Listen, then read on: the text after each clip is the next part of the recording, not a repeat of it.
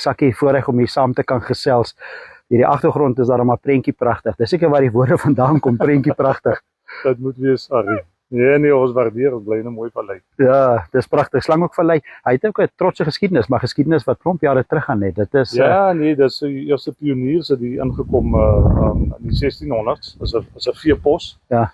En die Tutois is 'n ou stamfamilie in die vallei. Ja. En was ook ou een familieplaas gewees wat maar opgedeel was in verskillende vir al die kinders almal plase gegee. Dit is ook al dis maar ontstaan het.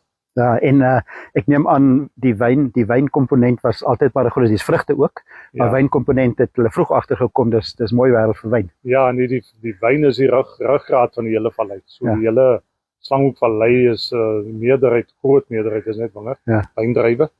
En wat ons die vallei uniek maak is op weerskante 'n bergreeks, die Batsberg en die Slanghoekberge. Ja. So die vallei het 'n lekker variasie van gronde en jellings wat hulle van verskillende wyne kan maak. En die verblyf is een komponent. Ek weet dat lekker kos is ook 'n komponent, en mense wat hiernatoe kom vir funksies en konferensies en so aan, hulle kan kom en ek weet Belize, ons gaan nou nie met Belize moet ons 'n bietjie kos maak, maar ek was al hier by 'n funksie wat ons baie lekker geëet het.